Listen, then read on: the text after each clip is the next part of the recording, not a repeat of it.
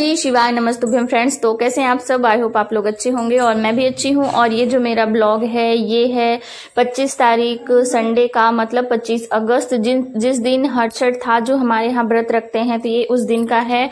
और मतलब कि आज जो पूजा करने का टाइम था वो 10 बजे के पहले ही कर लेना था। तो यहाँ पर मैं मॉर्निंग में उठ चुकी हूँ और यहाँ पर ये देखिए ये होता है महुआ और इसी को पका करके इसको भरते हैं। आप लोग मेरी वीडियो में देखते रहिएगा। और ये है चावल जिसको भी भरा जाता है और यही खाया जाता है। तो आप लोग को यहाँ पर मेरे वीडियो में देखने के लिए मिलेगा। और ये देखिए यहाँ पर अभी 6:35 हो गए हैं और मैं नहा करके आ गई थी और बस इन सबको पका रही थी, फिर जाऊंगी पूजा करने के लिए।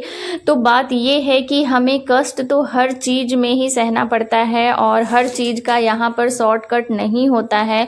मेन जो हमारी पढ़ाई होती, जो हमारी सफलता होती, सफलता का कोई शॉर्टकट नहीं होता है। आप संघर्ष करेंगे, आप लड़ेंगे, आप मेहनत करेंगे, तभी आपको सफलता हाथ लगेगी। और फिर यहाँ पर आपको ऐसा नहीं है कि अगर आपकी मैरिज हो चुकी है और उसके बाद यहाँ पर आप पढ़ाई कर रहे हैं, स्टडी कर रहे हैं, तब तो आपको कुछ ज़्यादा ही यहाँ पर स्ट्रगल करना पड़ेगा। और जब भी हमें कोई बड़ी चीज़ हासिल करनी होती है तो उसके लिए हमें ज़्यादा ही यहाँ पर हार्ड वर्क करना होता है। और फिर ये देखिए यहाँ पर ये 7 प्रकार के अनाज होते हैं जिनको भून करके भी भरना है। तो जिनके यहाँ ये होता है उनको पता होगा। और यहाँ पर मैं अभी अहमदाबाद में हूँ, तो यहाँ पर भी 2-4 लोग मिल गए हैं पूजा करने के लिए। और आज ना बारिश भी बहुत हो रही थी, तो बस यहाँ पर मैं जल्दी जल्दी इन सबको पका रही थी और बच्चे सो रहे थे। तो इनको पकाने के बाद फिर मैं जाऊँगी और मैं कोशिश करूंगी कि आज व्रत के दिन भी यहाँ पर मैं अपनी पढ़ाई के लिए थोड़ा बहुत टाइम जरूर निकाल पाऊँ। क्योंकि आपको जो आपकी स्टडी है या किसी चीज़ की तैयारी है, उसके लिए आपकी जो कंसिस्टेंसी होती है वो बहुत ही इम्पोर्टेंट होती है। आपका एक दिन भी ऐसा नहीं जाना चाहिए कि आपने पढ़ाई ना की हो। लेकिन हम हाउसवाइफ की ऐसे बहुत सारी चीज़ें होती, जैसा कि अभी यहाँ पर फेस्टिवल्स का टाइम आ गया है, तो हमें बहुत सारे व्रत रखने होते हैं, उनकी पूजा करनी होती है। तो यहाँ पर कई रीज़न से हो जाता है कि किसी दिन, बट हमें हर दिन को जैसे कहते हैं ना कि हमें हर पल को ऐसे जीना चाहिए जैसे कि ये आखिरी हो। और पढ़ाई हमें ऐसे करनी चाहिए जैसे कि हमें सदियों तक यहाँ पर जीना हो। तो बस इन्हीं सारी चीज़ों को लेते हुए, मोटिवेशन को लेते हुए हमें अपनी पढ़ाई को करना चाहिए। और फिर ये देखिए यहाँ पर 8:30 बजे यहाँ पर रेडी होकर के हम लोग नीचे पहुँच गए थे। और आप देख सकते हैं यहाँ पर भी पानी भरा हुआ है और यहाँ पर अब हम लोग पूजा कर रहे थे।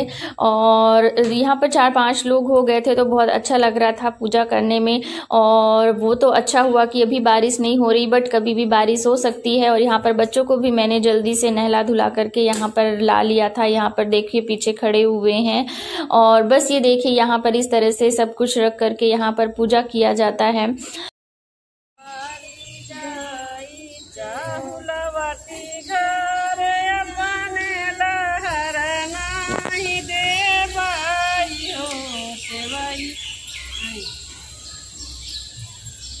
किया तोरे सास ससुर दुख किया नहीं हर दूरी बस किया नहीं हर दूरी। तो यहाँ पर हम लोग को पूजा करने में यहाँ पर 1 घंटे लगे थे। और अभी देखिए ये लोग गाना गा रही थी, आप लोगों ने सुना होगा। तो हमारे यहाँ ऐसे ही इसे सोहर बोलते हैं, जिसे गाया जाता है। क्योंकि ये जो फास्ट होता है बेटे के लिए रखा जाता है और जो हमारी परंपराओं में चलता आ रहा है वो हमें तो करना ही होता है। और ये कुछ फास्ट होते हैं जो बहुत ही मतलब कि इम्पोर्टेंट होते हैं हम लोगों के लिए। और अच्छा भी लगता है, जो हमारी संस्कृति है, जो परंपराएं हैं, उस तरह से सब कुछ करना अच्छा लगता है। और हर दिन तो हम एक सा ही बिताते हैं, कोई ऐसा एक दिन होता है जो थोड़ा सा अलग होता है।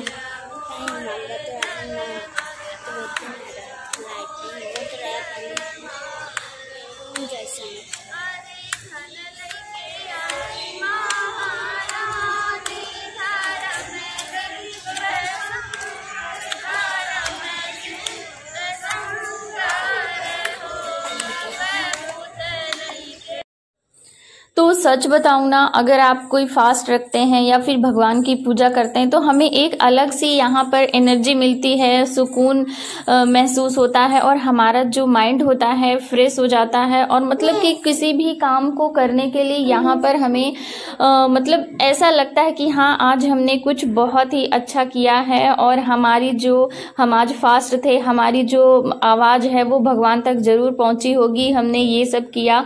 और यकीन मानिए कि यहाँ पर हर बार क्या होता था कि दोपहर में यहाँ पर पूजा करने का टाइम होता था, लेकिन आज 10 बजे था तो यहाँ पर मैं उठ गई थी, मतलब 5 बजे यहाँ पर उठ गई थी। और फिर मैं मतलब कि झाड़ू पोछा मैंने तो नाइट में ही कर लिया था और यहाँ पर मैं नहाई और फिर यहाँ पर मैंने पूजा किया, घर में कान्हा जी की पूजा की और फिर यहाँ पर मैं पूजा की तैयारी करने लगी, सब कुछ पकाने लगी और वो सब। तो मतलब जब कोई चीज़ आपको ये होता है कि हाँ, मुझे इतने टाइम के अंदर ये काम करना है, तो फिर आप देखेंगे कि आपके अंदर वो एनर्जी अपने आप आ जाती है। फिर चाहे वो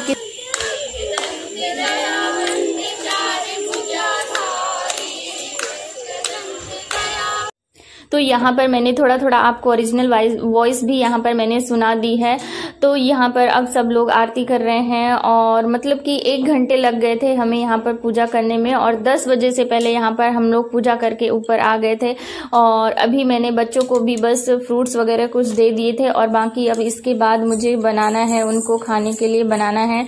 और फिर उसके बाद यहाँ पर मुझे मतलब कि स्टडी करनी है आज भी। और अपना टारगेट ना, आपने जो टारगेट बना करके रखा है कि मुझे पर डे 4 घंटे या 3 घंटे या 2 घंटे पढ़ना है, तो आप उसे फॉलो जरूर करिए। अगर बहुत ही इम्पोर्टेंट काम ना हो तो मतलब तभी आप उसे छोड़िए, नहीं तो आप इसे फॉलो जरूर करिए। अगर आप डेली फॉलो करेंगे ना तो आप देखेंगे कि अगर कोई दिन ऐसा होता है कि आप यहाँ पर नहीं पढ़ पाते हैं तो आपको अंदर से फील होगा कि आज मैंने ऐसा नहीं किया है। मुझे तो सच बताऊं तो जब तक मैं मॉर्निंग से, जैसे मैंने अगर मॉर्निंग में नहीं पढ़ा है और यहाँ पर दोपहर हो गई है तो मुझे ऐसा अंदर से फील होने लगता है कि आज मैंने नहीं पढ़ा है। अपने आप में मुझे गिल्ट फील होने लगता है कि अरे मैंने नहीं पढ़ा, बहुत अजीब सा लगने लगता है।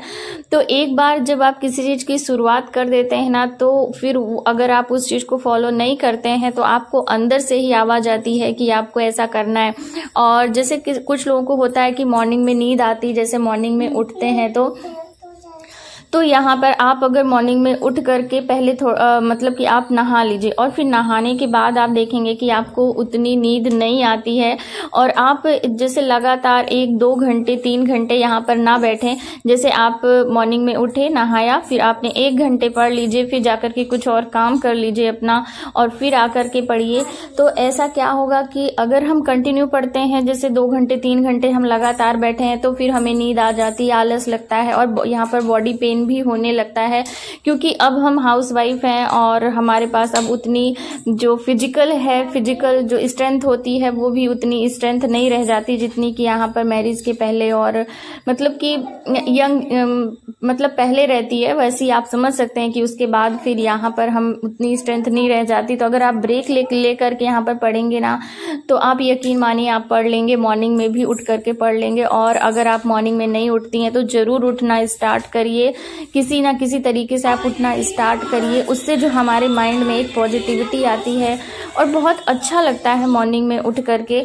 पहले जब मैं यहाँ पर तैयारी नहीं कर रही थी, यहाँ पर मैंने पढ़ने का नहीं सोचा था, तो उसके पहले तक मैं सोती रहती थी। 7 बजे जब बच्चों के लिए टिफ़िन बनाना होता था तब उठती थी। और ये देखिए यहाँ पर फिर मैं आ गई थी और बच्चों के लिए यहाँ पर मैं बनाने लग गई थी पूड़ियाँ। सोचा कि पूड़ियाँ बना करके दे दूँगी तो बच्चे खा लेंगे बहुत अच्छे से। तो यहाँ पर बस मैं वही बना रही थी। तो मैं बात कर रही थी मॉर्निंग में उठने वाली। तो मॉर्निंग में उठने से ना बहुत ही पॉजिटिविटी फील होती है। तो आप लोग भी ज़रूर करके देखिएगा, आप लोगों को भी फील होगा। और इस समय तो बहुत सारे फेस्टिवल्स आ रहे हैं, तो मेरे साथ भी होगा कि किसी दिन मतलब ऐसा पक्का होना है। अगर आप हाउस वाइफ हैं और तो आपके साथ पक्का होना है कि ऐसा 1-2 दिन तो यहाँ पर जाएगा ही जिस दिन आप नहीं पढ़ पाएंगे। तो जिस दिन जब भी आपको टाइम मिले तो आपको वो टाइम चुराना पड़ेगा। अपने हर कामों में से यहाँ पर टाइम को आपको चुराना पड़ेगा अपनी पढ़ाई के लिए, तभी आप यहाँ पर कंटिन्यू रह पाएंगे। और इसका कोई शॉर्टकट नहीं है सफल होने का। ये तो मैंने इतनी लाइफ में आकर के, यहाँ पर इतनी एज में आकर के मैंने तो ये समझ लिया है कि मतलब कि हार्ड वर्क नहीं, बहुत हार्ड वर्क यहाँ पर करना पड़ेगा आपको, और अब तो डबल हार्ड वर्क करना पड़ेगा। और फिर बस यहाँ पर मैं थोड़ा सा बैठ गई थी, तो यहाँ पर अब मैं करूँगी रिवाइज, और उसके बाद 1-2 क्लासेस यहाँ पर देखूँगी यहाँ पर अटेंड करने के लिए।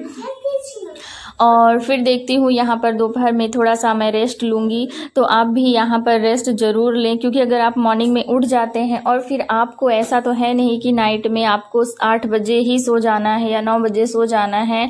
आपको मतलब कि हर हाउसवाइफ को 11 तो बज ही जाते होंगे यहाँ पर सोने में। मतलब 11 तो मैं ऐसा बता रही हूँ टाइम कि जब आप हर चीज़ मैनेज करके रखें, हर चीज़ अपने टाइम पर फिनिश करें, तब जा कर के आप 11 बजे सो पाएंगी, नहीं तो फिर उससे ज़्यादा ही हो जाता है।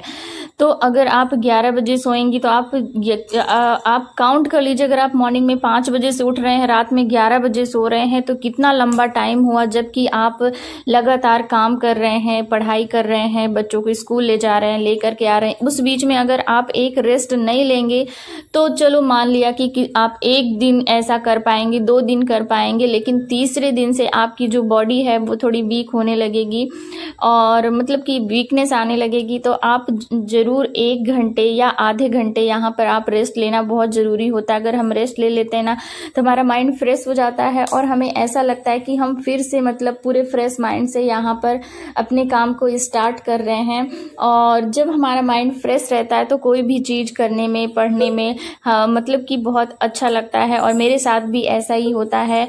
तो मैं तो कोशिश करती हूँ, कभी कभी ऐसा हो पाता है जैसे बच्चों ने कभी अगर दोपहर में बहुत ज़्यादा परेशान कर दिया, सोने नहीं दिए, क्योंकि वो तो डेली नहीं सोते हैं दोपहर में कि चलो दोपहर में वो भी लेट जाएं, वो भी सो जाएं। तो ऐसा होता है कभी कभी कि जब वो नहीं सोने देते हैं तो फिर यहाँ पर थोड़ा सा डिस्टर्बेंस हो जाता है। नहीं तो यहाँ पर मैं कोशिश करती हूँ कि 1 घंटे आधे घंटे यहाँ पर मैं रेस्ट ले लूँ। उसके बाद फिर उठने के बाद, जैसे आप मॉर्निंग में उठने के बाद यहाँ पर स्टडी करते हैं, वैसे ही आप दोपहर में यहाँ पर रेस्ट लेने के बाद उठ करके 1-1.5 घंटे आप अपनी स्टडी कर सकते हैं। उसके बाद अभी मैं यहाँ पर टेस्ट नहीं दे पा रही हूँ, तो देखती हूँ, क्योंकि ये मतलब कि ये जो त्योहार फेस्टिवल्स वगैरह पड़ रहे हैं, इसी वजह से यहाँ पर मैं टेस्ट नहीं दे पा रही हूँ। तो आई होप आज का मेरा ये ब्लॉग आप लोग को अच्छा लगा होगा। अगर थोड़ा सा भी अच्छा लगा हो तो इसे लाइक कर दीजिएगा। अगर आप चैनल पर पहली बार आए हैं तो सब्सक्राइब कर लीजिएगा और साथ ही बेल आइकन को भी प्रेस कर दीजिएगा, जिससे जब भी मैं अपना नया वीडियो डालूं तो आप लोगों को देखने को मिलता रहे और आप लोगों को कुछ सीखने को मिलता रहे, और आप लोग भी ऐसे मोटिवेट होते रहे अपनी लाइफ में आगे बढ़ने के लिए, कुछ करने के लिए। तो कमेंट करना बिल्कुल नहीं भूलिएगा, और मेरे वीडियो को आप अपने फैमिली एंड फ्रेंड्स के साथ शेयर भी कर सकते हैं। तो चलिए मिलते हैं नेक्स्ट ब्लॉग में, नेक्स्ट एक उम्मीद के साथ, नेक्स्ट मोटिवेशन के साथ। तो चलिए मिलते हैं नेक्स्ट ब्लॉग में, तब तक के लिए bye bye, take care friends, thanks for watching.